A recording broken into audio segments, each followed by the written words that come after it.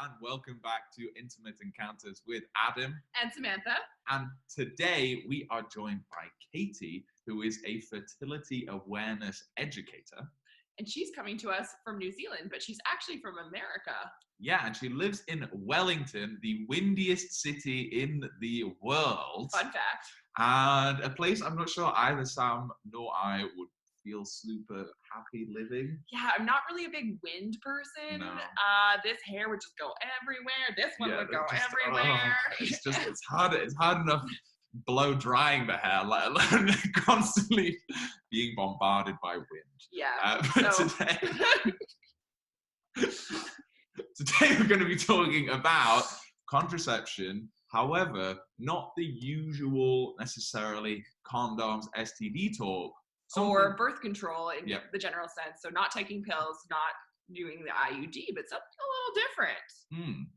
And that is tracking your period. Tracking your ovulation, tracking other symptoms. To be honest, we're going to learn about this right now. Yeah. We only have a vague idea because we didn't want Katie to tell us all about it. So we'll pass it over to you now, Katie. Could you introduce yourself and tell us why you wanted to be on the show? Yes, definitely. Very happy to be here today. So, like you both said, my name is Katie. I am a fertility awareness educator, and my journey in fertility awareness started about 8 years ago when I was 21. I was very briefly on the pill, for about 6 months, I think, and I had multiple side effects. And so I was up one night and I was thinking to myself that there must be a better way. There must be another option. We often hear about things like the ring or the implant or the shot or the pill, but they're really all a variation of the same hormones. And I didn't want hormones. So I was looking for a non-hormonal alternative. And that's what I Googled. And then I saw some forum where people were talking about fertility awareness and the fertility awareness method. And everyone was recommending the same book. It's called Taking Charge of Your Fertility by Toni Weschler. And so I bought it immediately. It's a big book. I read it cover to cover in a few days, and it changed my life. And the premise of that book is fertility awareness, which means charting your cycle and like the symptoms that change throughout your cycle, which I'll probably talk about later, to determine when you are or are not fertile. And that information can be used for conception, for contraception, or just for your personal empowerment and self-knowledge. And so I started doing that. I've been charting my cycles since then, since 2012. And after reading a bunch of books, I wanted to take my education in that a bit farther. So a few years ago, I took a 2-year-long part-time program to become a certified fertility awareness educator. And now I teach women and couples about their health and their hormones and their cycles, that kind of thing. I'm not a doctor, so I'm not qualified to diagnose or treat. I always put that disclaimer out there. I'm just an educator. I have a lot of information and I love sharing it. So that's what I do. That's very cool. And yeah, I mean, I'm actually just wondering if you can tell us a bit about what charting looks like. So is it something? Yes. What symptoms are you tracking and what does it look like? Definitely.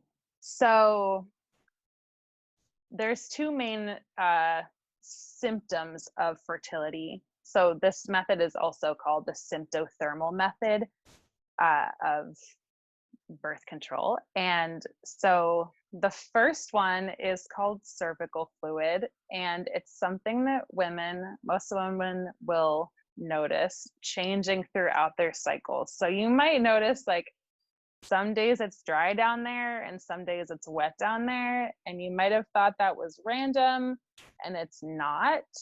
So to put it at a high level, wet days are fertile days.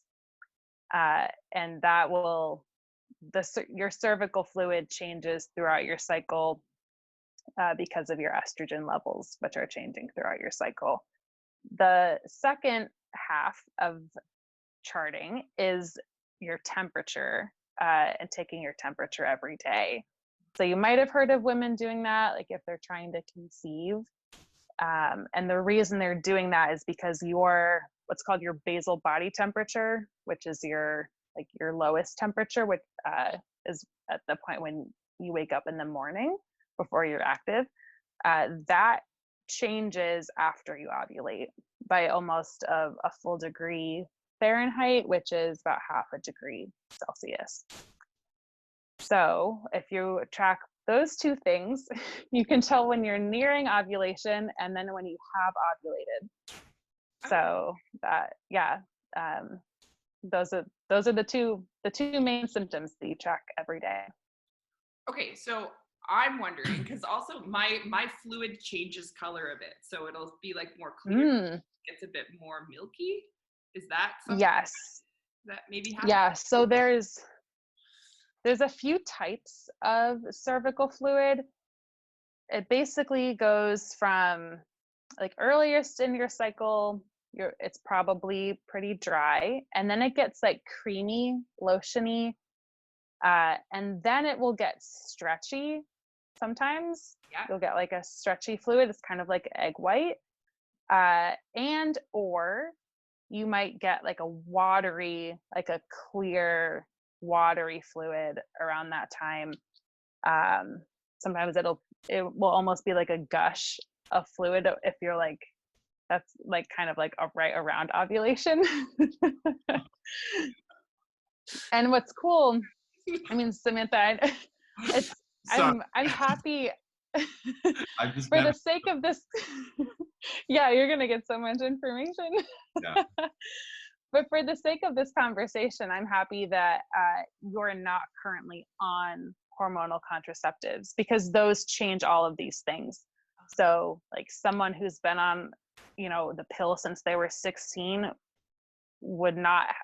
probably would not have these things happening in their body. So they wouldn't necessarily relate to what I'm describing, but you do, which is awesome.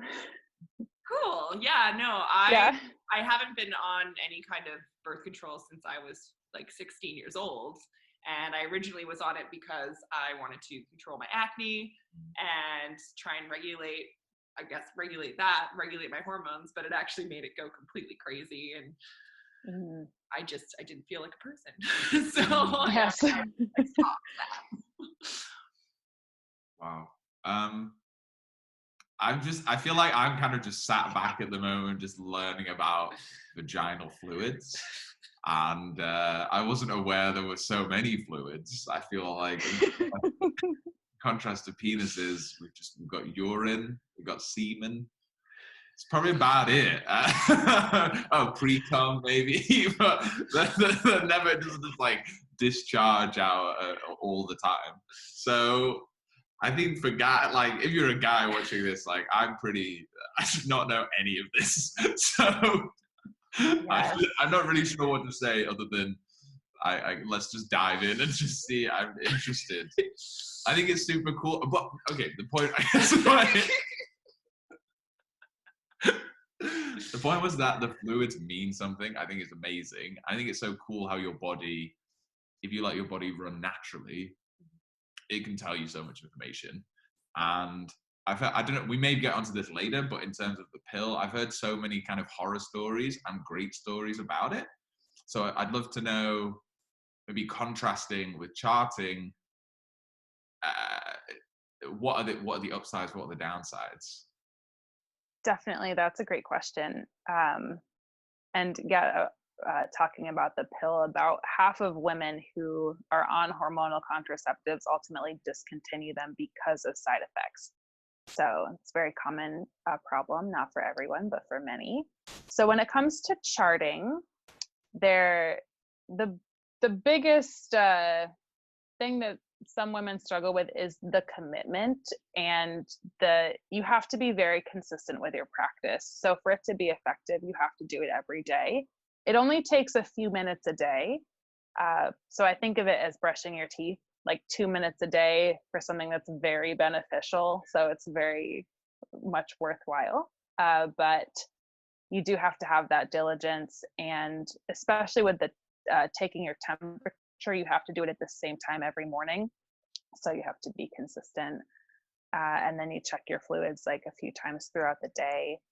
So that's the biggest, that deters some people for sure, because they just don't want to have to do that. And then there's also no STD protection that comes with fertility awareness. So if that is, at all a concern, then I always recommend using condoms in addition to your fertility awareness practice.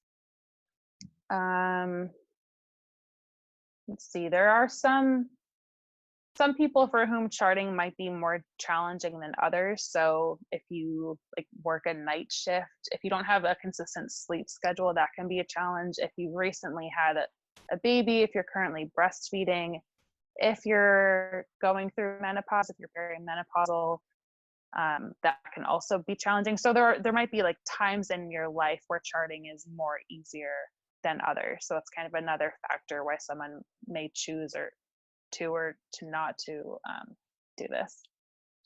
Yeah. I'm actually wondering, because you said that you originally were looking for non-hormonal birth control, but there is the copper IUD. Is there a reason that you kind of shied away from that? Yes. So me personally, something that stuck with me from high school health class is that the IUD can puncture your uterus. And I was an impressionable, that is a risk. It's low. So I don't want to deter someone from using that, but it was me personally being afraid that my uterus would be punctured was enough for me to not want that. Yeah, but actually when it comes to if I have a friend ask me for advice and they really don't want to chart, then I recommend the copper IUD is kind of in my opinion, the next best thing if you want to avoid hormones and you don't want to chart, and maybe you want maybe you don't want to use condoms either, then the copper IUD is definitely a good option. Yeah, I've been afraid of the copper IUD because all I hear are these horror stories of how much people bleed for months and months and months. And I bleed enough. I'm 4 days a month, 12 months of the year. That's enough. I don't need to just constantly bleed for the next 12 months is what I basically heard, is that it just is a nightmare down there. So that's yes. Yeah, I've heard definitely some of those stories too. Charting sounds like a lot better in my opinion if I just have to do it a couple minutes a day. Yes, definitely a convert.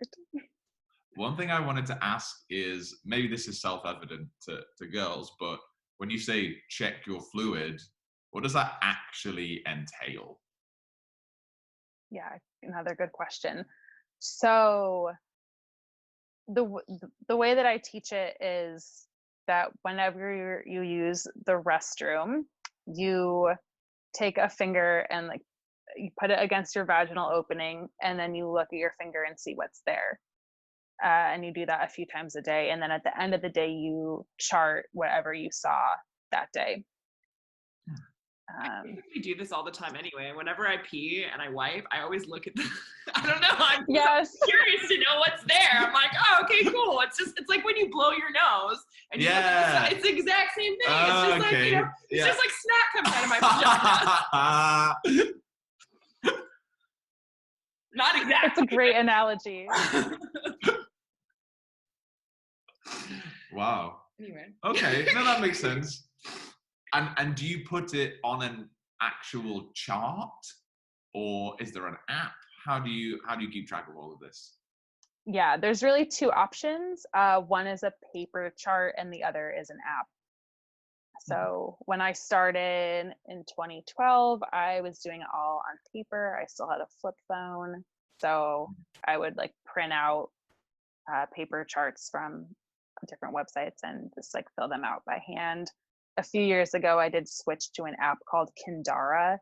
That's the probably the most popular charting app now. It's the one I recommend to all of my clients and usually what they end up using. And it's a really easy user interface. It makes it really easy to record everything and to visualize everything. So that's my recommendation. And so how effective is this against, say, unwanted pregnancies? And if you're doing everything correctly and you follow the rules, and I know that semen can stay up there for a while. So how effective is it? Yes, another great question. So the most comprehensive study that has been done on this followed a group of about 900 women over the course of a year who were doing this methodically, and found it to be 99.4% effective. So that's if you're doing everything right. That's the biggest thing with fertility awareness, is it's very heavily dependent on the user doing everything correctly. So charting your fertility symptoms correctly, and then interpreting those charts correctly, and then acting accordingly. So it's about 99% effective if you do everything right. But if you're breaking the rules, it's not very forgiving. So the imperfect use is much lower than the perfect use. Wow. That's fair. That's incredibly effective. I wasn't expecting it to be that high. That's insane. That's like one woman, it happened out of 900 or something like that, right? That's pretty amazing. When you said there about incorrect, oh, sorry, did you want to? Well, I was just thinking, actually, it's a tack on to this last question and something you asked earlier about the downsides. Yeah. So the downside to fertility awareness is that you have to abstain or use a barrier method when you're fertile. So that's the act accordingly part, is you have to know so you're answering the question, am I fertile today? And if the answer is yes, you have to abstain or use a barrier method.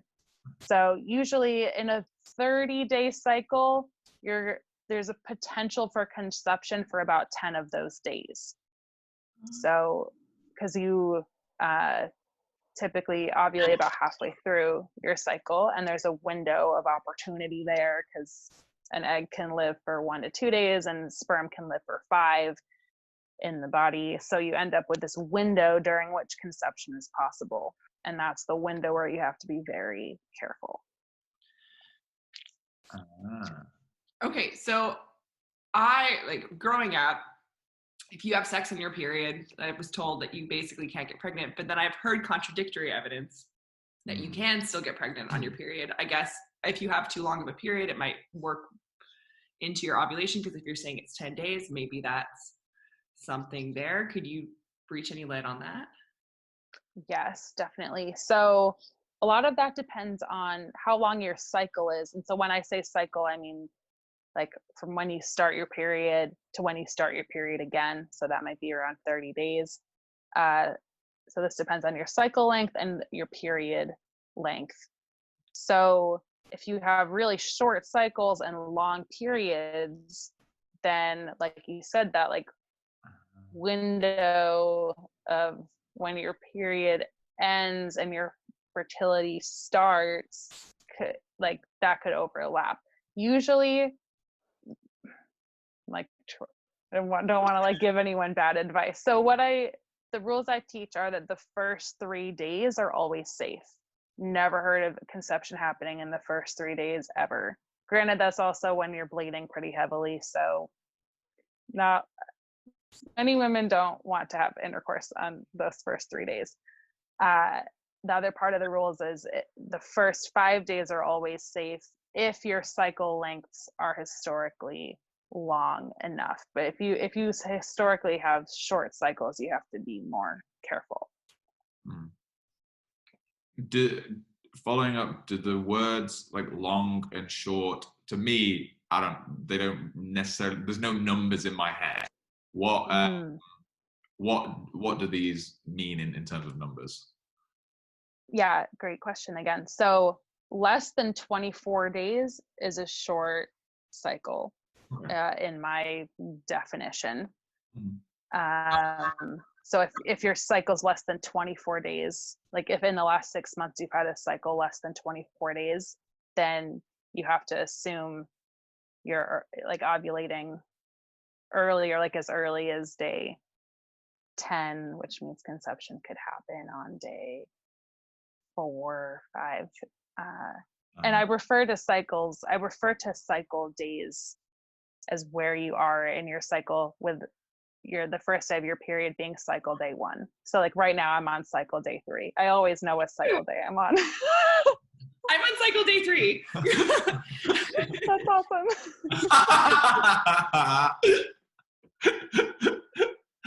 Katie, there was so much joy in your voice then. I think that's the happiest I've heard you. Like, that's so awesome! Cycle buddies! Cycle buddies! Yes! Yes. So, yeah, I think I answered that last question. But oh, yeah, for sure. Oh, wait, and what's long? Oh, I would say over 35 days is longer than, like, if you consistently have cycles over 35 days, I would say that's unusual. I wouldn't say it's problematic necessarily, but like you have to look at the whole picture of everything. So, I mean, there can be for various reasons, someone can go months without bleeding. So long can be very long, like it's called amenorrhea when you're not bleeding. So that could, I mean, sometimes it's normal too. Like obviously when you're pregnant, you're not bleeding, but then after that, it would be not unusual to, while you're breastfeeding, not bleed for another year. So that would be expected amenorrhea versus like unexpected amenorrhea, when you think you should be cycling normally, but you're not, which could be indicative of an underlying issue. Sure. Yeah, I don't know. Well, I was going to say, I know some cases of like anorexia or eating disorders that can like cause that, for example, right? Yeah, I would say that's the most, or one of the most common causes. Yeah, is if you're underweight, kind of over-exercising, under eating, or yeah, sometimes like stress can be a factor, or there can be underlying hormonal issues or other health issues. And all this talk about cycle lengths, long and short, is it that can any woman do this, or do your cycle lengths need to be in a certain range in order for this method to be useful? Any woman can do this, and I think every woman should do this because I like to separate the practice of charting from the use for contraception as well. Like it doesn't matter what your orientation is, if you're currently abstinent, if you're dating women, whatever it might be. I think everyone with a uterus should cycle chart. If you're cycling, I guess. If you're cycling, I think you should chart your cycle. Sorry, I got distracted. That's all right. Oh, that's right. So for some women, it will be easier. The contraception aspect will be easier than for others. So if you have consistent cycles, it will probably be easier for you to use this method for contraception. If your cycles are very erratic, it will be harder, and you'll probably have to abstain more because there will be like more uncertainty in your charts, if that makes sense. Because one of like my biggest rules is that any day you're not sure, you have to assume you're fertile. So like if you're not sure on a given day, you have to assume you're fertile. So you might end up, if you have a really long cycle, sometimes it's hard to know what's going on in there. So you end up with like more days where you have to assume you're fertile, which can be frustrating if you're wanting to enjoy unprotected intercourse. So Yeah. Fair. I'm wondering, okay, so I use this app called Clue to track my periods, and on it says it gives you an option of tracking things like symptoms, breast tenderness, emotion, irritability, all that kind of stuff. Is that something that you also incorporate in charting? Definitely. That is it's another benefit of charting, in my opinion, is kind of seeing how your body changes throughout your cycle. Sometimes it will just be information like for your own personal edification about yourself.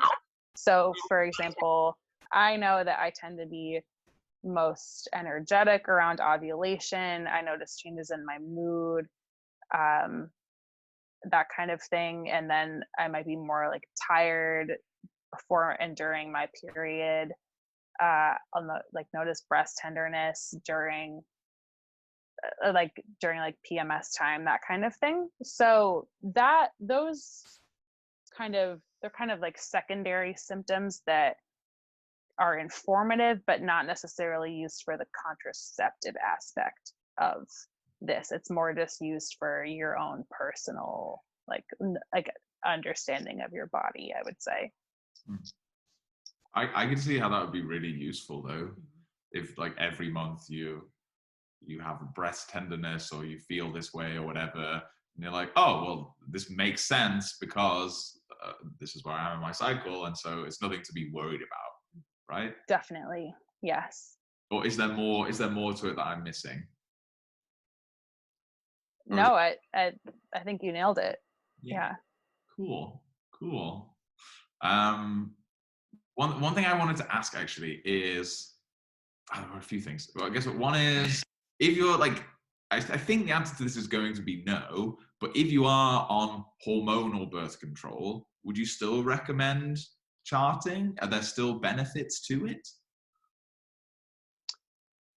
So when you're on hormonal birth control, you're not ovulating, and your cycles are.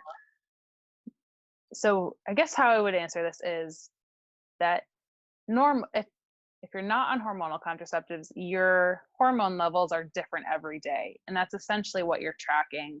Like you're tracking changes in your estrogen and progesterone over the course of your cycle. If you're on the pill, those hormone levels are the same every day, the whole month. So you don't have those changes happening in your body. And so there isn't, if you charted, it wouldn't really give you information. Sometimes I do recommend it if I have a client who is on the pill and they want to come off. I have them start charting kind of immediately to start establishing the habit, because it does take a while to get used to it so you're not forgetting that kind of thing. So if you start charting while you're on the pill and then come off the pill a couple months later, then you're already going to be good at the practice, which is half the battle. So that's like a time when I would recommend it. Okay, makes sense. Yeah. Very cool. So we're going to start wrapping up. I still have so many questions, but I think we're going to just have to direct people to you. And also, yeah, absolutely. We'll just have to, just keep in touch, and I can ask you all my fertility questions and charting questions and all that kind of stuff. But I'm just wondering if you have any final thoughts or anything that you want to share about charting, or just yourself in general. Yeah, I guess I would recommend anyone who is interested read the book Taking Charge of Your Fertility, the most recent edition of it. And you can also check out my website, which is chartingwithkatie.com. And I guess that's it. Every woman's different. For some women, this is like a great option. For other women, it's not, and that is completely okay. Like I just am passionate about every woman and every couple, like finding out what is the best option for them. So I know that fertility awareness isn't for everybody. I would love to see more women using it. Right now in the US, about 1% of women use fertility awareness as their primary method of birth control. I would love for it to be more.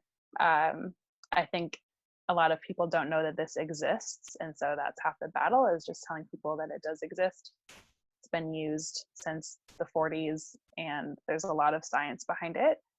So yeah, check out my website and feel free to email me or message me for more information. And I do video consults, so people all over the world are welcome to reach out to meet. Very cool. I'm going to start charting for sure. Like, why not? I'm on day 3 of the cycle. I know what's happened so far, so it'll be a really good time to start.